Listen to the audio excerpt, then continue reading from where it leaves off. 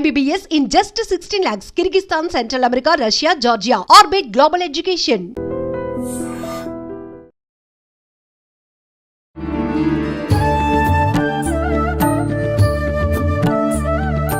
నమస్కారం, welcome to I dream.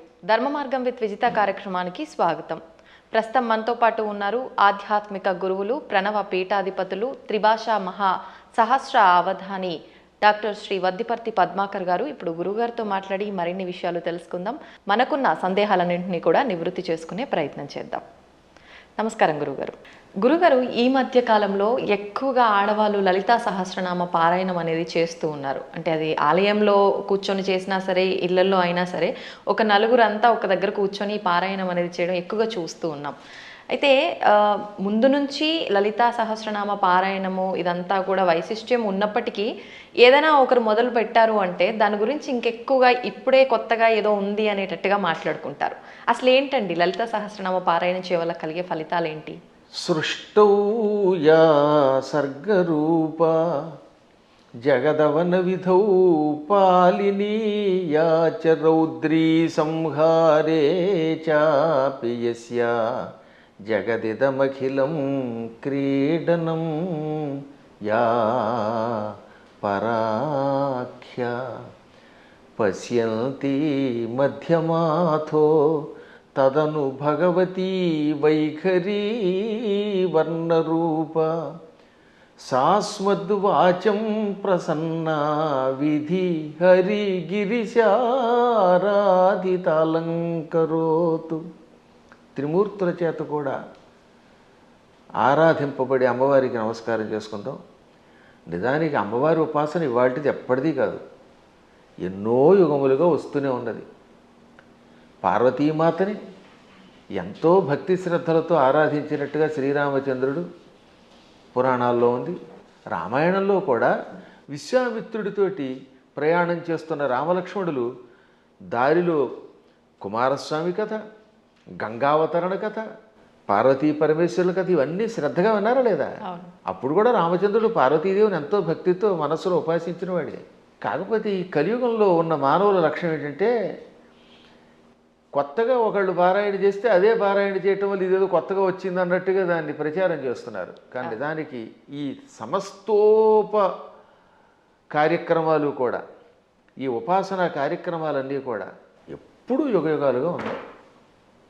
ఇప్పుడు నేను చదివిన శ్లోకం దేవీ భాగవతంలో ఆది మంత్ర శ్లోకం కాబట్టి దేవీ భాగవతం వేదవ్యాసుని చేత రచింపబడింది.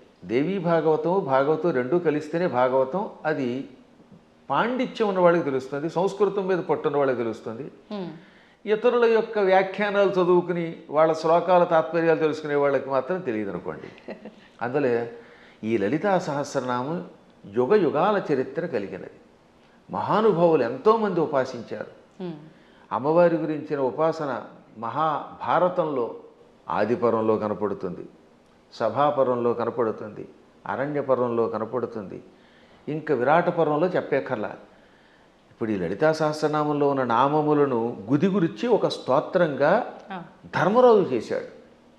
ధర్మరాజు విరాటరాజు గారి కొలువులోకి వెళ్లే ముందు ఒక ఆలయం ప్రాంగణం దగ్గర నిలబడి అమ్మవారిని 24 శ్లోకాల్లో స్తోత్రం చేశాడు.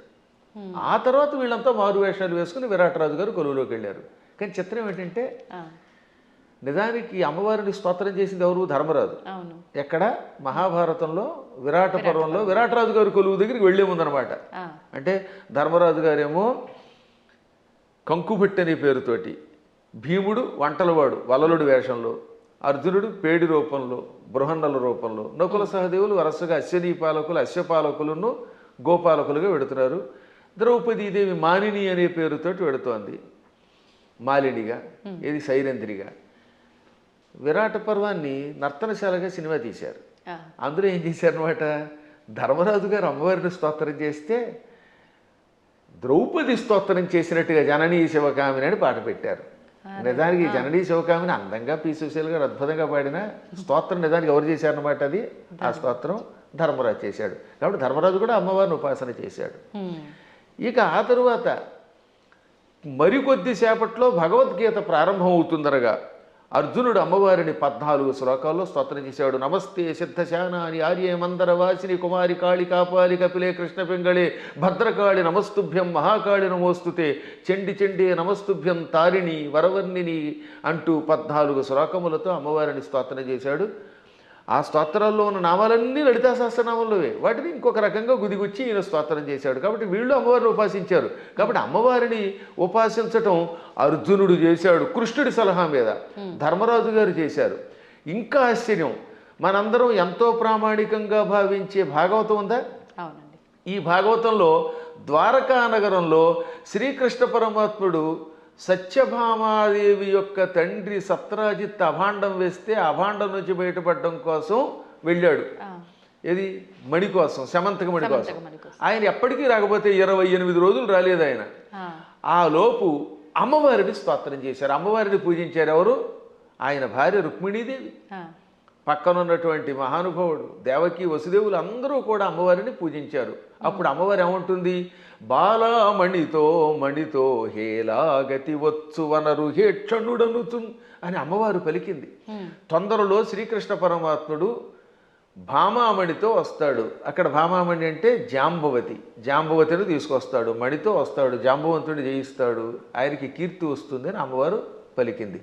కాబట్టి సాక్షాత్తు శ్రీకృష్ణ పరమాత్ముడు అంతటి వాడు పునఃస్థాపన చేసిన ద్వారకా నగరానికి అధిష్టాన దేవత అంబిక. అంబిక అనే పేరుతో ఉన్నది. ఇది భాగవతంలో ఉన్నది, ఇంకెవరో పద్మాకర్ గారు రాసింది కాదు. కాబట్టి అమ్మవారి ఉపాసన ఎంత ప్రాచీనమో ఆలోచించండి.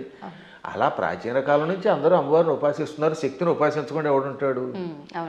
ఇప్పుడు వెర్రి పెరిగిపోయి కొట్టుకోవడాలు పెరిగిపోయాయి. కాబట్టి అమ్మ లలితా సహస్రనామాలు, ఈ అమ్మవారి ఉపాసన యుగయుగాల చరిత్ర కలిగినది. అందులో ఇప్పుడు ఏంటంటే కలియుగంలో శక్తి కల్పం అవటం వల్ల ఎక్కువ పెరుగుతుందట. దీనివల్ల ఎక్కువ లాభం కూడా ఉన్నది. ఇప్పుడు మేము ఉన్నాం, నిత్యం చేసేది భాగవత సప్తాహం. నాకు కృష్ణ పరమాత్ముడు ఎంతో, అమ్మవారి ఉపాసనతో చేసే ఉపాసనేమో అమ్మవారిది, కానీ మానసికంగా లోపల కనబడేది కృష్ణుడు. అర్చన అభిషేకం చేసేది శివుణ్ణి. కాబట్టి శివుడైనా కృష్ణుడైనా అమ్మైనా ఉన్నది ఒకే చైతన్య స్వరూపం. ఆ జ్ఞానం కలిగిన వాడు, వాడి స్థాయి వేరు. జ్ఞానం లేనప్పుడు రూపాలతో మాత్రమే కొట్టుకునే అజ్ఞానుల స్థాయి వేరు.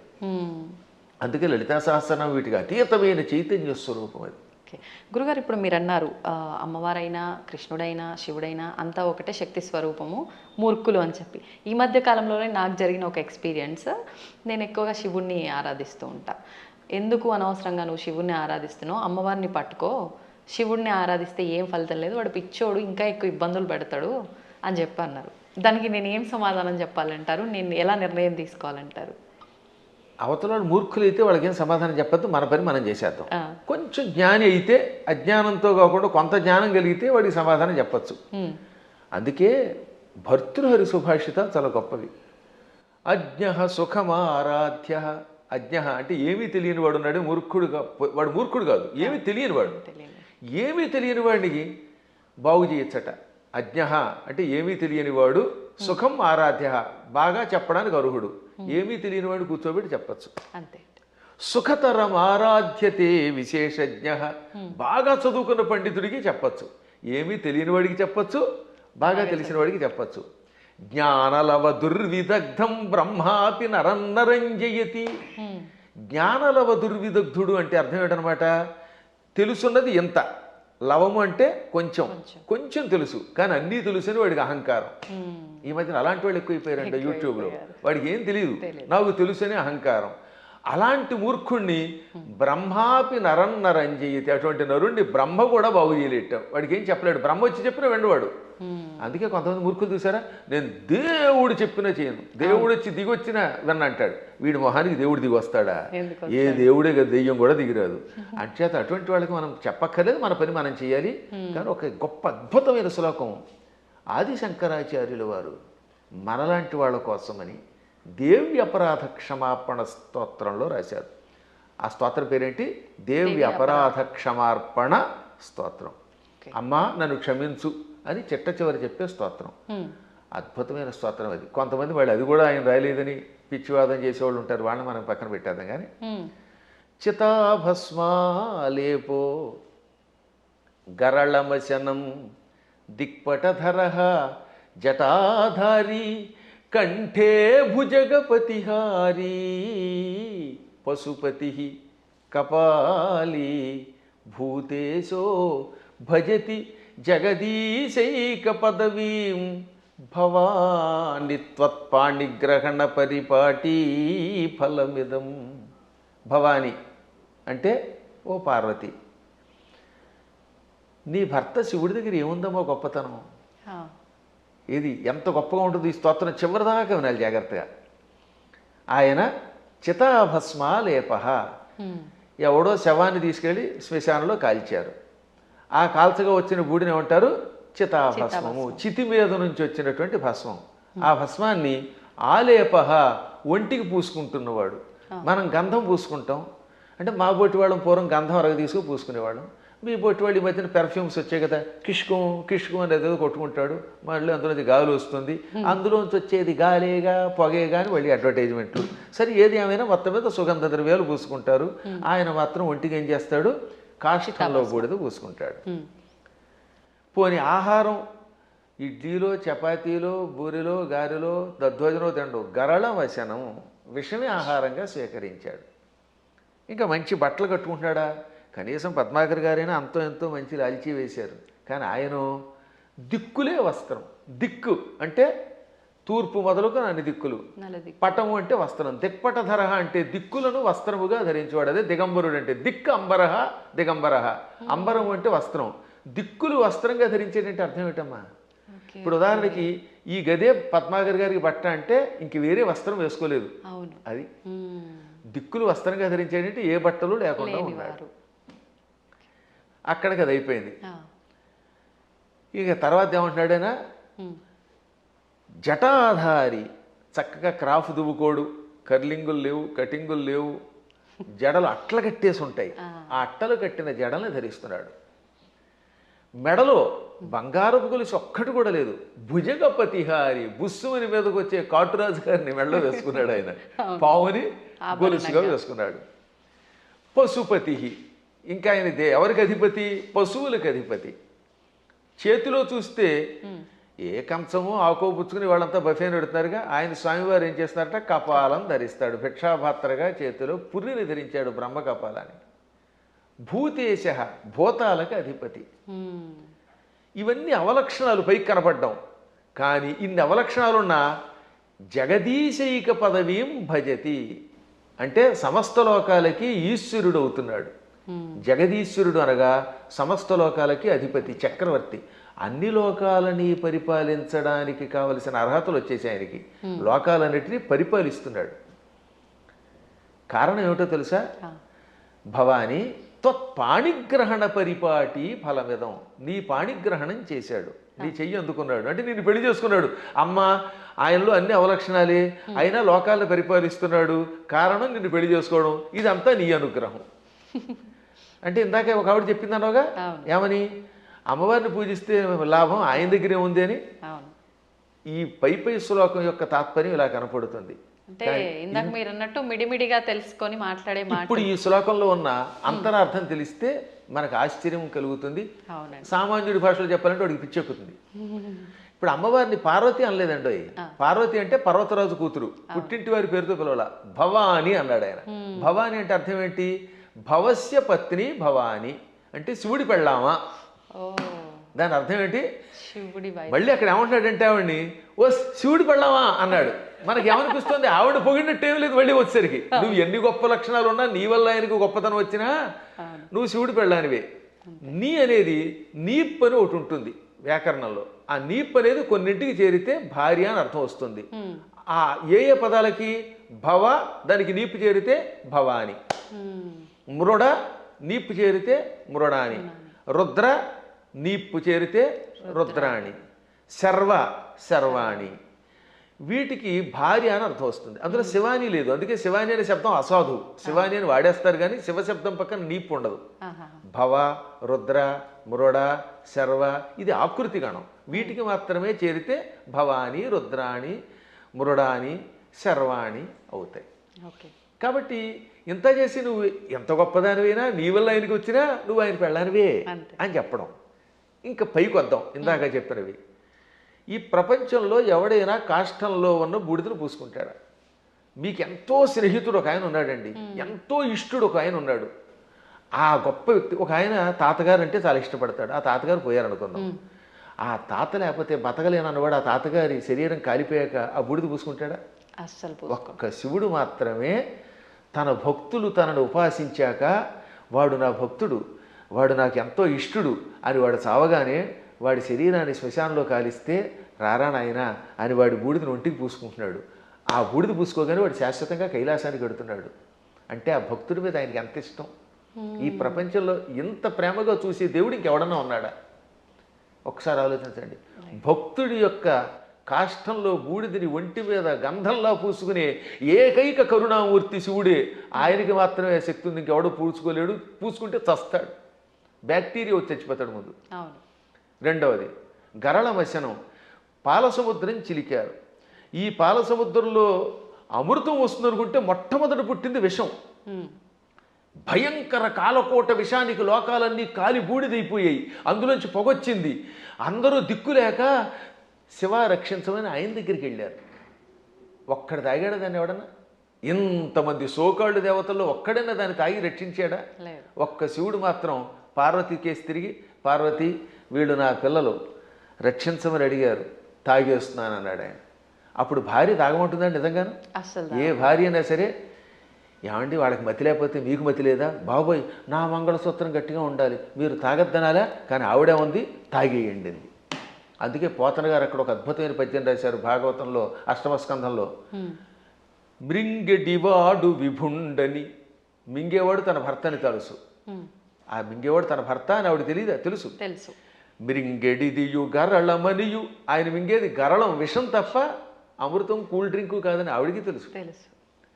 అది తాగితే ఏం జరుగుతుందో కూడా తెలుసు. అదే ఇంకోటి ఎవడన్నా తాగితే చచ్చిపోతాడే తెలుసు. అయినా మేలని ప్రజకుల్ మృంగుమనే సర్వమంగళ మంగళ సూత్రంబునెంత మది నమ్మినదో. ఎంత అద్భుతమైన పద్యం. అయినా ఈ సృష్టి అంతా తన పిల్లలు, మా పిల్లలు బాగుండాలి, వాళ్ళ కోసం మేము ఏమైనా పర్వాలేదు అని త్రాగమన్నది.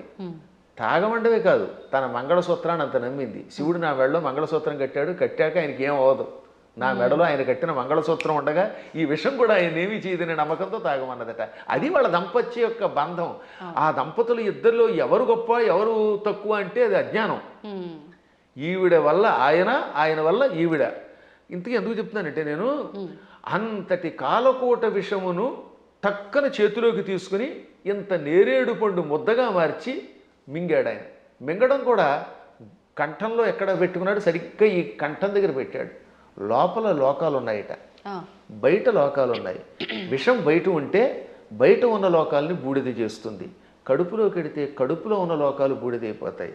ఇక లోకములు లేని ఏకైక స్థానం ఆయన కంఠాన్ని మాత్రమే అట్టే పెట్టాడు. కంఠంలో లోకాలు లేవు, అందుకని గొంతుకులో పెట్టాడు. ఇక్కడుంటే ఎవరికీ ప్రమాదం లేదు కనుక. ఇప్పుడు మీకు ఒక కాఫీ ఇస్తాం, తాగండి. తాగి నాలుక మీద కానీ కడుపులోకి కానీ పంపకుండా గొంతుకులో అట్టే పెట్టగలరా? అస్సలు సాధ్యం. గుట్టక వేస్తే టక్కన కిందకి దిగిపోవాల్సిందే, లేదా అతి కష్టమే నోట్లో పెట్టాలి. అది కూడా ఎంతసేపు పెట్టగలం, బయటనే ఉమ్మాలి, అవునా? అటువంటిది అంత కాలకోట విషయాన్ని ఇక్కడ బంధించే శక్తి ఏ దేవతకు ఉంది? ఒక్క శివుడికి ఉన్నది. అందుకే తెల్లని శివుడి శరీరం కూడా, శివుడు కూడా చాలా అందంగా తెల్లగా ఉండేవాడు. ఈ విషం కంఠంలోకి వెళ్ళాక నీలంగా మారిపోయి శ్రీకంఠుడు గరళకంఠుడు అయ్యాడు. అది ఆయనకు ఒక ఆభరణం అయింది, కీర్తి తెచ్చిపెట్టింది. అందువల్ల గరళ వచనం అంటే అంతటి విషాన్ని ఆహారంగా స్వీకరించి గొంతుకులో పెట్టినవాడు ఆయన తప్ప ఎవడున్నాడమ్మా? ఇంకా ఆకాశాన్ని జుట్టుగా మార్చుకొని అట్లగట్టేలా జడలు పెట్టాడు. ఆకాశంలో ఉన్న మబ్బులు అవన్నీ ఆయనకి కేశములైపోయాయి. వ్యోమకేశుడు ఆయన, అందువల్ల జటాధారి. మెడలో వాసుకి అని పిలువబడే ఒక భయంకర సర్పాన్ని ఎవడు పెట్టుకోగలుగుతాడు? ప్రపంచంలో పాముల్ని భరించే శక్తి ఇద్దరికి ఉంది. ఒక ఆయన పాము మీద పడుకున్నాడు, శ్రీ మహావిష్ణువు ఆదిశేషుడి మీద. ఇంకోటి ఎవడు ఆయన భరించలేడు. ఆ వాసుకినేమో మెడలో ఈయన గొలుసులో వేసుకున్నాడు. అలా విషసర్పమును కూడా ఆభరణంగా ధరించావు. పశుపతి అంటే మనందరం పశువులం. జీవులందరినీ ఏమంటారు? పశువులు. ఇంగ్లీష్లో కూడా man is a social animal అంటారు, గుర్తుపెట్టుకోండి. సంస్కృతంలో కూడా అంతే. పశువులు జంతువునాం నరజన్మ దుర్లభం. ఈ జంతువులలో మానవ జన్మే దుర్లభము. కాబట్టి ఏ లాంగ్వేజ్లో అయినా సరే పశు శబ్దమునకు ప్రాణులు అని అర్థం. ప్రాణులందరినీ పరిపాలించేవాడు ఆయన పశుపతి అంటే.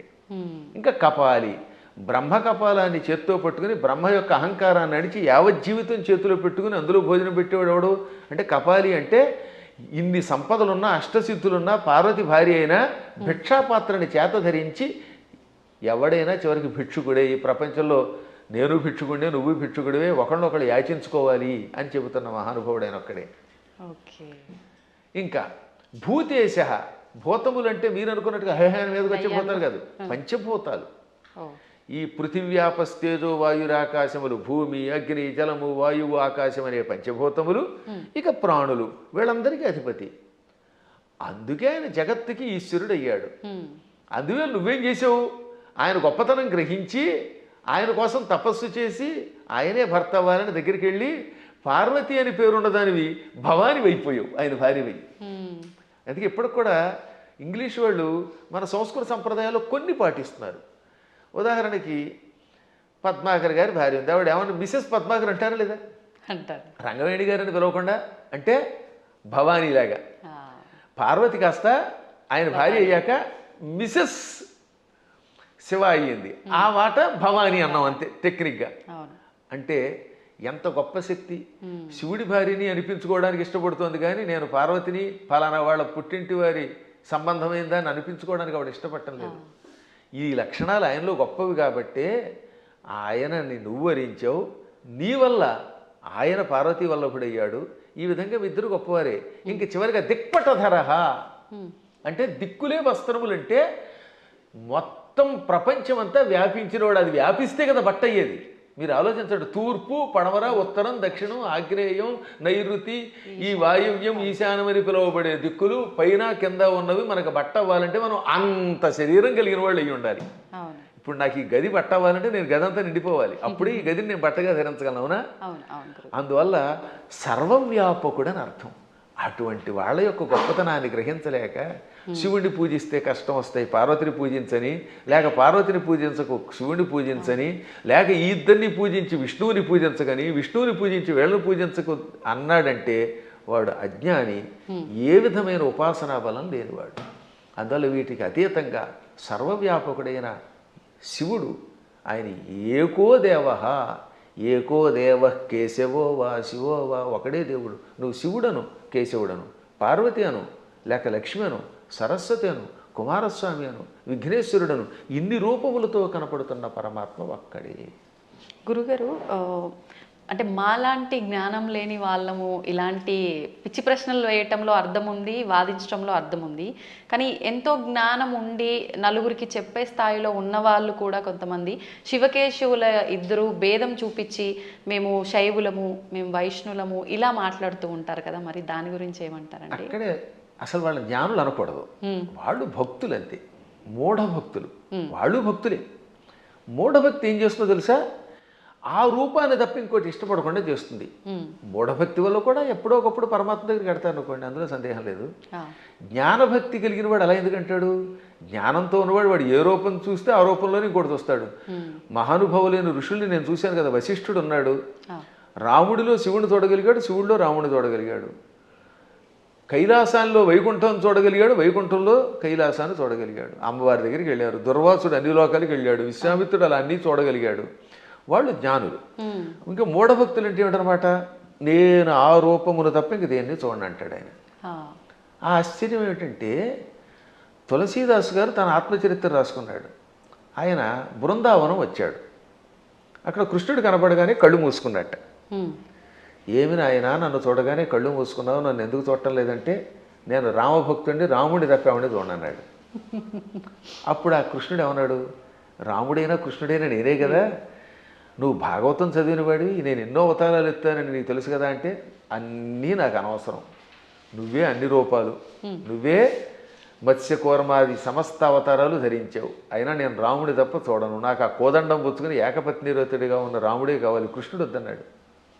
అప్పుడు ఆయన నవ్వి రాముడిగా, ఇది కృష్ణ విగ్రహంలో ఉన్న స్వామివారు రాముడిగా దర్శనమిచ్చాక అప్పుడు నమస్కరించాడు. అప్పుడు ఆయన కనువిప్పు కలగజేసి, పిచ్చివాడా, పువ్వులు వేరైనా ఏ పువ్వుతో చేసినా పూజ ఒకటే కదా, అంతే అండి. ఎదురుగుండా నువ్వు ఒక విగ్రహం పెట్టుకున్నావు. ఒక్కోసారి గన్నేరు పువ్వులు, ఒక్కోసారి మందార పుష్పాలు, మరోసారి ఏమో సంపంగులు ఇలా దొరుకుతాయి. ఏ పుష్పంతో పూజ చేసినా పూజ ఒకటే, పువ్వులు వేరైనా పూజ ఒకటే. అలాగే మూర్తులు వేరైనా అందులో ఉన్న చైతన్యం ఒకటే. ఈ మాత్రం జ్ఞానం లేకపోతే నీకు ఎప్పటికీ మోక్షం వస్తుందనగా అప్పుడు పశ్చాత్తాపంతో ఆయన రాముడైనా కృష్ణుడైనా ఒకటే అని హిందీలో ఒక స్తోత్రం రాశాడు. దాన్ని తెలుగులోకి అనువాదం చేసి శ్రీకృష్ణాంజనేయ యుద్ధం అని ఒక సినిమా ఉందిరండి. అందులో చాలా అద్భుతంగా రాశారు. ఘంటసాల వారు చాలా బాగా పాడారు. చిట్ట చివరిలో ఆంజనేయుడు జ్ఞానోదయం పొందినట్టుగా ఆ పాట పెట్టారు. పూలు వేరైనా పూజ ఒకటని నేటికి తెలిసెను ఓ దేవా, రాముడవైనా కృష్ణుడవైనా ఆదిదేవుడవు నీవేనయ్యా, రాముడవైనా కృష్ణుడవైనా ఆదిదేవుడవు నీవేనయ్యా, హరే రామ హరే కృష్ణ హరే రామ హరే కృష్ణ హరే రామ హరే కృష్ణ. అందుకని మన వాళ్ళు హరే రామ హరే కృష్ణ అన్నారు. పరమాత్మ ఒకటే. కానీ మూఢత్వం ఉన్నంత వరకు, పూర్వజన్మ యోగం ఒకటి ఉన్నంత వరకు చచ్చిన ఈ సత్యాన్ని వాడు అంగీకరించలేదు. కర్మ. ఏ నదుల్లో కూడా రండి, అదే గంగాజలం. గంగో చోట, ఇంకో చోట కృష్ణ, ఓ చోట గోదావరి, మొత్తం మీద నీరే. కొంచెం భేదాలు ఉంటాయి. ఎందుకనంటే ఆ ప్రాంతాన్ని బట్టి, మూలికలు బట్టి. గంగ గంగే, ఇంకో దక్షిణ గంగ గంగే. కానీ వీటిలో ఎన్ని కొలుస్తున్నాయి? మనం కూడా అలాగే మూర్తులలో ఉన్నప్పుడు ఆ భేదాలను బట్టి ఒక్కొక్క రూపంలో ఒక్కొక్క పని చేస్తాడు. కానీ చిట్ట చివరికి వచ్చేసరికి అన్నీ ఒకటే. కృష్ణుడు చెప్పాడా లేదా? చిట్ట చివరికి నేనే అన్నాడు ఆయన. భగవద్గీతలో విభూతి యోగంలో ఎవరెవరిలో ఏ విభూతి ఉందో అది నేనని చెప్పాడు ఆయన. యద్యద్విభూతివత్సర్వం తత్తదూర్జితమేవవా. ఎవరెవరిలో ఏ శక్తులున్నాయో నావే అని చెప్పడానికి వరుసగా చెప్పుకొచ్చాడు అనమాట. మృగాణాంచ మృగేంద్రోహం, జంతువులలో సింహాన్ని నేను, మృగాలలో సింహాన్ని నేను. వైనతేయశ్చ పక్షిణాం, పక్షులలో గరుత్మంతుణ్ణి నేను. ప్రహ్లాదశ్చాపి దైత్యానాం, రాక్షసులలో ప్రహ్లాదుణ్ణి నేను. అలా కవులలో ఉసినసుణ్ణి అంటే శుక్రాచార్యుణ్ణి నేను. బుద్ధిమంతులలో బృహస్పతిని నేను. చివరికి బృహస్పతి శుక్రుడు కూడా ఆయనే. అలాగే శంకరశ్చాపి రుద్రాణం, ఏకాదశి రుద్రుల్లో శంకరుణ్ణి నేను. అర్థమైందా? చివరికి శివుడు కూడా నేనే. ఆ విధంగా సమస్తం నేనే. కాబట్టి ఆయన కానిదంటూ ఏమీ లేదు. గురుగారు, భగవంతుడు ఇప్పుడు ఇన్ని రూపాల్లో ఉన్నాడు. శివుడైనా విష్ణువైనా భేదమే లేదు. కానీ విష్ణుమూర్తి అవతారాలలోనే, కొన్ని అవతారాలలో, దశావతారాలలో రాముడు కృష్ణుడు కూడా ఆయన అవతారమే. కానీ వాళ్ళు దేవుళ్ళు కాదు, మానవులు. వాళ్ళు దేవుళ్ళు అనకూడదు, ధర్మానికి ప్రతిరూపాలుగా మనం భావించాలి అని అంటూ ఉంటారు. దాన్ని ఎలా తీసుకోవచ్చు అంటారు? ఇది ఒక పెద్ద సమస్య అని చెప్పాను కదా. ఈ పెద్ద ఎవడికి వాడు మేధావి అయిపోవడం వల్ల వచ్చిన పని. భగవంతుడు శ్రీ మహావిష్ణువు 22 అవతారాలు ఎత్తాడు. ఎన్ని? 22. ఈ 22లో 21 అవతారాలు అంశ అవతారాలు అంటారు. ఒక్క అవతారం పరిపూర్ణ అవతారం. సనక సనందనాదులు, వృషభావతారము, కపిలావతారము, పరశురామావతారము, వేదవ్యాసావతారము, ఇవన్నీ అంశ అవతారాలు.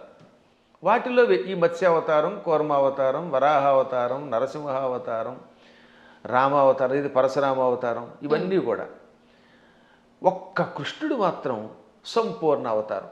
కాబట్టి అందరూ అనుకున్నట్టుగా 10 కాదు అవతారాలు.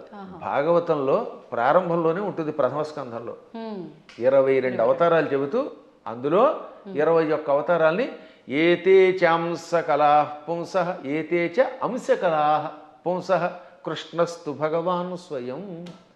21 అవతారాలు అంశావతారాలు, అంశ కళలు. ఒక్క కృష్ణుడు మాత్రం పరిపూర్ణ అవతారం. అందుకే కృష్ణస్తు భగవాన్ స్వయం. ఒక్క రామావతారంలో నేను మానవుణ్ణి అని ఆయన అనకపోతే రావణుడిని చంపలేడు. ఎందుకని మానవుడి చేతిలో వాడు చస్తాడు కనుక. అందుకని ఆయనకి తెలియదు లోపల. ఆయన పరమాత్మని ఆయనకి తెలియకపోతే ఇన్ని పనులు ఎలా చేసాడండి? ఎంతమందికి శాప విముక్తి కలగజేశాడు, ఎంతమందిని వైకుంఠానికి పంపించగలిగాడు. కానీ పైకి చెప్పకూడదు. అందువల్ల పరమాత్మ నటించాలి లోపల. అందుకని మర్యాద పురుషోత్తముడుగా ఆత్మానం మానుషం మన్యే రామం దశరథాత్మజం. దేవతలంతా చిట్ట చివర వచ్చి ఏది రావణవధ అయిపోయాక నువ్వు విష్ణువు అంటే మీరేదో విష్ణువు అంటున్నారు, అదిని పొగుడుతున్నారు, నాకు తెలియట్లేదు. నేను మాత్రమే అనుకుంటున్నాను, నన్ను నేను మానవుడు అనుకుంటున్నాను. ఆత్మానం అంటే నన్ను మానుషం మన్యే, మనిషిగా భావిస్తున్నాను. మన్యే అంటే భావిస్తున్నాను, అనుకుంటున్నాను. పైగా ఎవరట? రామం దశరథాత్మజం, దశరథుడు కొడుకేని రాముడు అనుకుంటున్నాను. మీరు ఎవరో అంటున్నారంటే అప్పుడు శివుడు వచ్చామన్నాడు. అక్కడ భలే చెప్తాడండి వాల్మీకి. షడర్థ నయన శ్రీమాన్ అన్నారు శివుణ్ణి. ఏమన్నారు? షడర్థ నయన. అసలు ఇటువంటి పదాలు వాల్మీకి తప్ప ఎవరు రాయలేరు, కవులు కాబట్టి బాగా రాస్తారు. నయన అంటే కళ్ళు కలిగినవాడు. షట్ అంటే అన్ని 6, అందులో అర్ధ అంటే అంత సగం. షడర్ధనైన అంటే 6లో సగం 3 కళ్ళు కలిగిన వట్ట త్రినేత్రుడ. ఎంత త్రినేత్రుడు అనడానికి ఎంత చమత్కారం చేయాలి, బలి పెడతాడు కదా. అదే కవుల యొక్క చమత్కారం. అందువల్ల కవుల చమత్కారం తెలియక రామాయణం అర్థం కాక ఏదో పిచ్చివాగుడు అవుతారు. కానీ షడర్ధనైన అండంలో అర్థం ఏంటో తెలుసా? 6ని 3గా చేశాడు, 6 శత్రువుల్ని 3గా చేశాడు. ఆ 3ంటిని సూర్యచంద్రులు అగ్నిగా మార్చి కళ్ళుగా పెట్టుకున్నాడు. వీటిల్లో సూర్యుడు స్వయం ప్రకాశకుడు, చంద్రుడు సూర్యుడు యొక్క కాంతి సేకరించి చల్లదనం ఇస్తాడు. ఈ 3 ఆయన దేన్నైనా భస్మం చేస్తాడు. అంటే కామక్రోధ లోభమోహ మదమాత్సర్యాలనే శత్రువుల్ని 3 ముద్దలు చేసి ఈ 3 ముద్దల్ని కూడా ప్రజలకి త్రిగుణముల రూపంలో ఇచ్చి త్రిగుణములతో కూడిన ప్రజల్ని త్రిగుణాతీతుల్ని చెయ్యగలిగే శ్రీమాన్ సంపదలు కలిగిన వాడు శివుడు. అసలు శివుడి యొక్క వైభవాన్ని, దాని గురించి ఇప్పుడు మీకు ధర్మ సందేహాల్లో కాబట్టి క్లుప్తంగా చెబుతున్నాను. కానీ దీనికి ఎంతో వ్యాఖ్య చేయొచ్చు.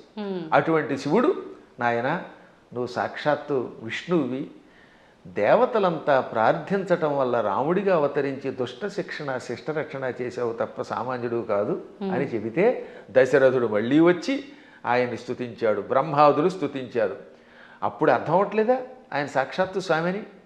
కాబట్టి అవేమో ఏదో మానవ అవతారాలంటే ఎలా ఒప్పుకుంటాం? మానవుడిగా అవతరించి మానవుడిగా నటించి ధర్మమును లోకమునికి ఇచ్చిన ఆది విష్ణువు.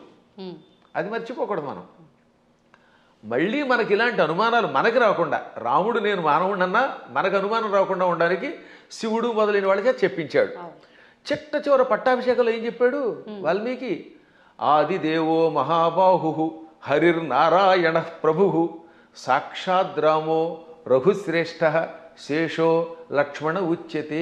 ఇది పట్టాభిషేకంలో చిట్ట చివరి శ్లోకాలు.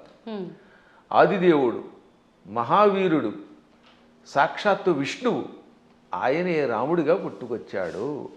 ఆయన విశేషణాలు: ఆదిదేవ, మహాబాహు, సాక్షాత్ నారాయణ ప్రభు, రామ రఘుశ్రేష్ఠ. ఎన్ని విశేషణాలు చూడండి. మళ్ళీ ఆ శ్లోకాలు 1-2 సార్లు వినాలి. ఆదిదేవో మహాబాహురు హరిరి నారాయణ ప్రభు సాక్షాత్ రామ రఘుశ్రేష్ఠ. ఆదిదేవుడు, మహాబాహుడు అంటే పరాక్రమవంతుడు, హరి నారాయణుడు, సమస్త లోకాలకి ప్రభువు, ఆయనే సాక్షాత్తు రాముడు. శేష లక్ష్మణ ఉచ్యతే, ఆదిశేషుడే లక్ష్మణుడు అని పిలువబడ్డాడు. కాబట్టి ఇంకెక్కడ స్పష్టమైపోయిందా? అయినా సరే రాముడు కాదు ఉట్టి మనిషి అంటాడు అనుకోండి, అది వాడి కర్మ.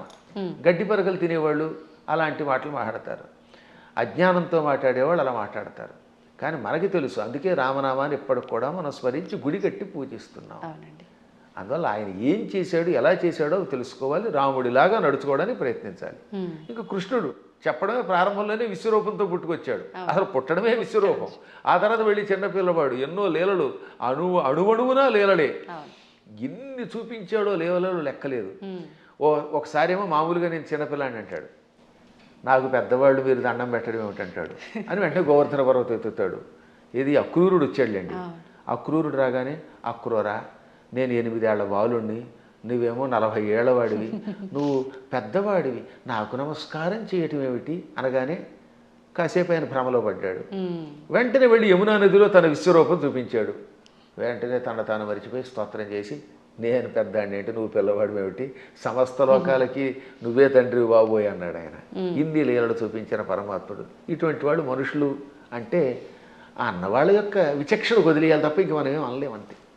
గురుగారు, అంటే ఇది అంటే మూర్ఖంగా ఉంటుందేమో ప్రశ్న, కానీ మీరు ఇప్పుడు చెప్పిన దాంట్లోంచి నాకు అనిపించింది, అంటే ఆయన భగవంతుడే మానవుడిగా ఉండి మానవుడిగా నటించి ఆయన చేయాల్సిన కార్యం చెయ్యాలి అని చెప్పి, అంటే ఒక రకంగా ఇక్కడ వాళ్ళ అసలుని దాచేసి ఇంకో రూపంలో వచ్చి కార్యాన్ని నిర్వర్తించాలి అక్కడ.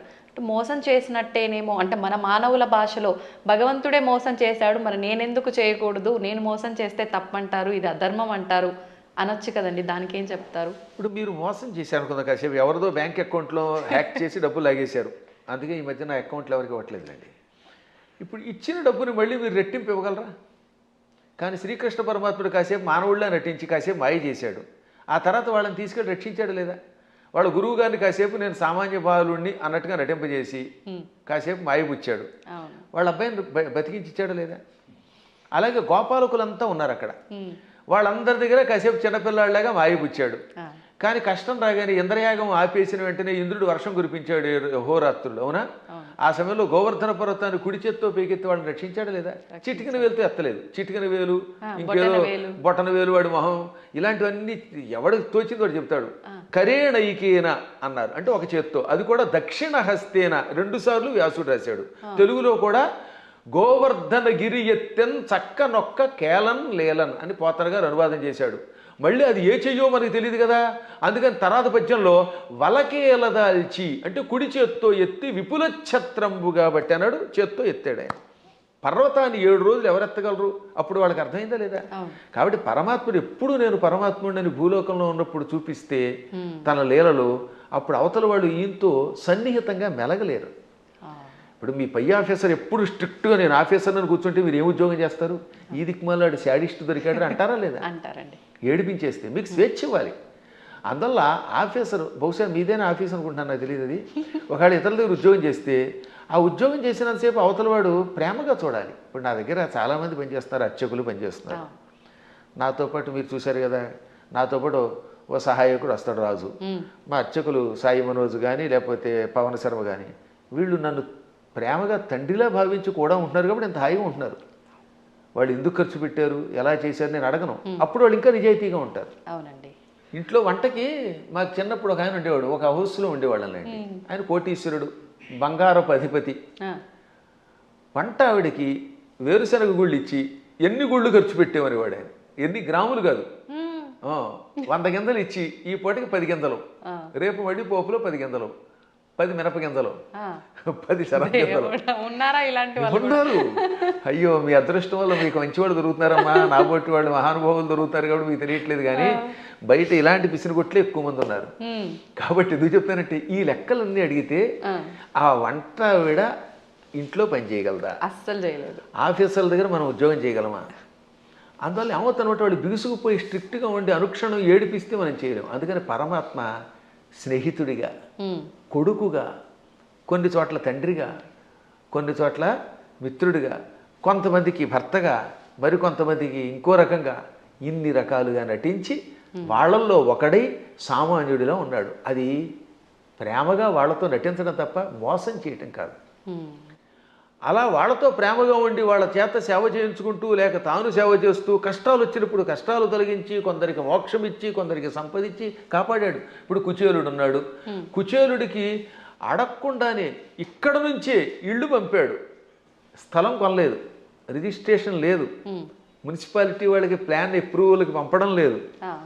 కుచేలుడి దగ్గర గుప్పుడు అడుగులు తినగానే అక్కడ ఆయన ఇంట్లో, కుచేలుడి యొక్క నగరాన్ని ఇప్పుడు పోరుబందర్ అంటారు, గాంధీ గారి కుటుంబానికి దగ్గరలోనే ఉంటుంది అది, ఆ ఆలయం ఇప్పటికి కూడా, అది కుచేలుడి ఇల్లు.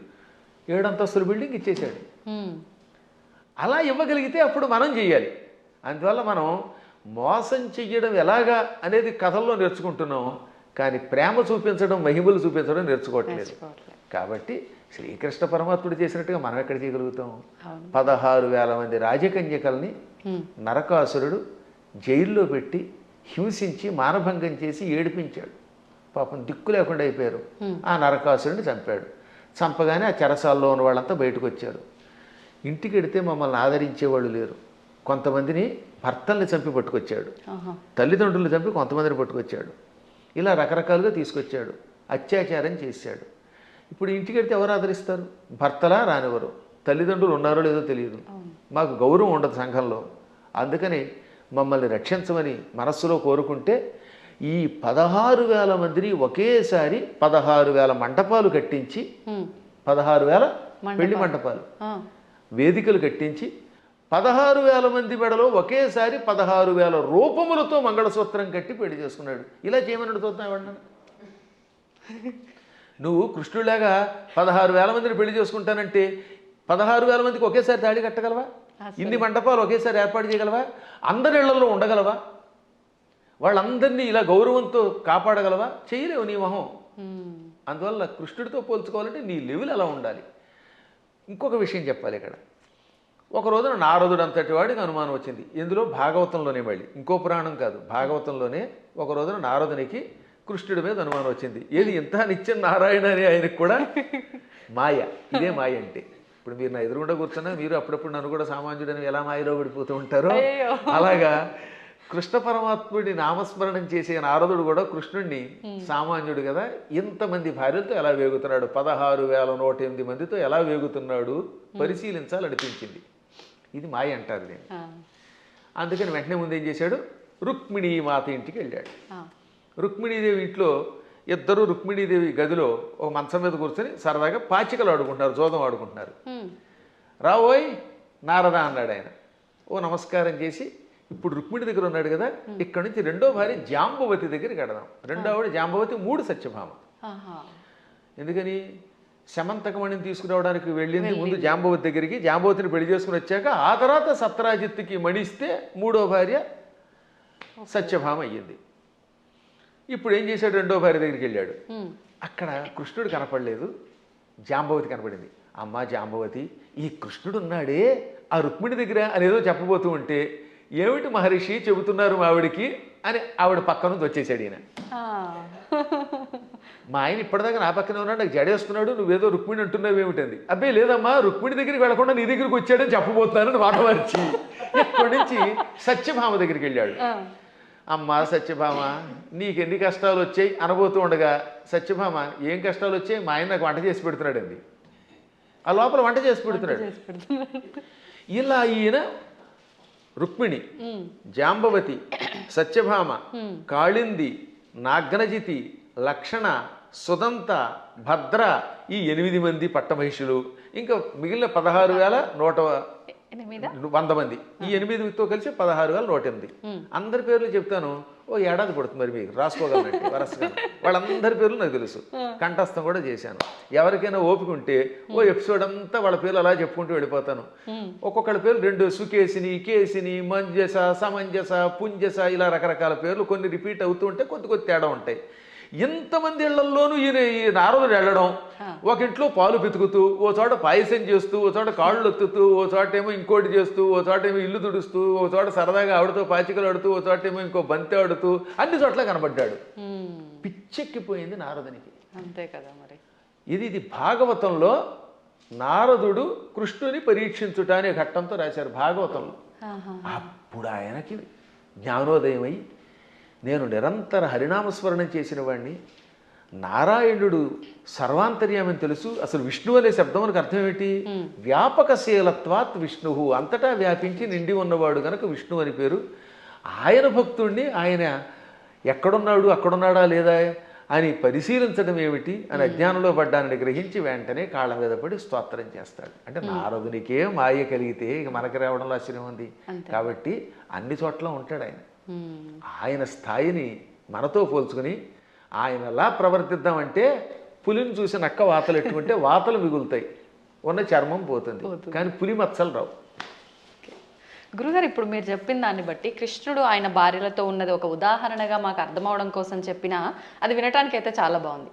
ప్రస్తుత రోజుల్లో నిజంగా భార్యాభర్తల బంధం అలా లేదని చెప్పాలి. అంటే అందరూ అని కాదు, కొంతమంది ఒక మిత్రుల్లా ఉండాలి అంటే సమయానికి తగ్గట్టుగా ఇద్దరు భార్యాభర్తలు అన్యోన్యంగా అలా ఉండాలి, కానీ అలా ఉండట్లేదు. ఎందుకని అంటారు? ఇప్పుడున్న కారణం ఏంటి చెప్పమంటారమ్మా? అసలు సగం సినిమాలే పాడి చేస్తున్నాయి, కొంత ఇప్పుడు సినిమాలు, మరికొంత మనుష్యులలో ఆర్థిక స్వాతంత్రం వచ్చేసింది. పిల్లల్ని చిన్నప్పటి నుంచి గారంగా పెంచడం తల్లిదండ్రులు చేస్తున్నారు, సందేహం లేకుండా పెంచాలి. కానీ అదే సమయంలో భార్యాభర్తల బంధం ఒకరితో ఒకరు ఎంత జాగ్రత్తగా ఉండాలి, క్షణికోద్రేకాలతో కోపాలు తెచ్చుకొని తిట్టుకోకూడదనేది చిన్నప్పటి నుంచి చెప్పట్లేదు కదా. ఇప్పుడు పూర్వం రుక్మిణీ కృష్ణుల కథ, సీతారాముల కథలు చిన్నప్పటి నుంచి నూరిపోసి ఏదన్నా చిన్న చితక గొడవలు వస్తాయి. భార్యాభర్తలకు తగాదాలు లేకుండా ఎలా ఉంటాయి? సతీదేవి కూడా శివుడి మాట వినకుండా వెళ్ళిపోయిందా లేదా? ఒక్కసారి సతీదేవి శివుడు వద్దంటున్నా వినిపించుకోకుండా పుట్టింటికి చూడడానికి యజ్ఞానికి వెళ్ళింది, శరీరం విడిచిపెట్టింది. భర్తకు దూరం అయితే చివరికి మిగిలేది అదే. డబ్బు సంపాదించవచ్చు, నువ్వు ఇంకేదైనా పలుకుబడుతూ ఉండొచ్చు, కానీ భార్యాభర్తలు ఇద్దరు ఐకమత్యంతో ఉండడం వల్ల వచ్చే ఆనందం వేరనే కథలు చెప్పేవారు పూర్వం. మా చిన్నప్పుడు ఇలాంటి కథలే చెప్పేవారు. అందువల్లే పూర్వం ఒకసారి పెళ్లి చేసుకుంటే యావత్ జీవితం వాళ్లే దంపతులు. ఇప్పుడు 16 రోజుల పండుగ గడిస్తే గొప్ప. తొలినాడు ఏదో హడావిడి, మలినాడు మడావిడి అన్నట్టుగా అయిపోతుంది. 16 రోజుల తర్వాత మళ్ళీ ఇద్దరు విడిపోతున్నారట. కొట్టుకోవడాలు, తిట్టుకోవడాలు, ఇవన్నీ కొంత తల్లిదండ్రుల యొక్క పెంపకం లోపం, కాల ప్రభావం, మీడియా ప్రభావం అన్నీ ఉన్నాయి, ఒకదాని మీద ఒకటి పడుతున్నాయి. కానీ దైవానుగ్రహం వల్ల మళ్ళీ పూర్వపు లక్షణం వస్తుందని నాకు నమ్మకం. అందువల్ల నా ఉద్దేశంలో చిన్నప్పటి నుంచి పిల్లలకి చక్కని కథలు చెప్పాలి. వస్తాయి తగాదాలను అయినా, కానీ అయినా కలిసి ఉండండి. ఎప్పుడైనా భార్య కోపం వచ్చినప్పుడు భర్త తగ్గాలట, భర్త కోపం వచ్చినప్పుడు భార్య తగ్గాలి. సంతోషం అండి. మంచి అంటే ఒక నిర్ధారణ అనేది జరిగింది ప్రతి ఒక్కరికి కూడా. సంతోషం గురుగారు, చాలా మంచి విషయాలు తెలియజేశారు. ఇంకా సమయం ఉంటే ఇంకా మాట్లాడాలని ఉంది, కానీ ఇప్పటికే చాలా సమయం అయిపోయింది. మీ అనుమతి ఉంటే మరొక వీడియోలో తప్పకుండా మంచి విషయాలు మాట్లాడుకుందాం. ధన్యవాదాలండి. తవ్వండి, తవ్వుతూనే శివలింగం సరే దాన్ని అట్లా కప్పేసేయండి, చూపించదండి. Krishna is there. మూర్తి పూజ కాదు, సాక్షాత్ బ్రజేంద్ర నందన భగవాన్ ఉన్నారు మూర్తిలో. ఏమీ ఆశించకుండా ఆరాధించే వాళ్ళు కూడా ఉన్నారా ప్రభుజీ? నిజమైన భక్తి అంటే మనకు తెలియదు కాబట్టి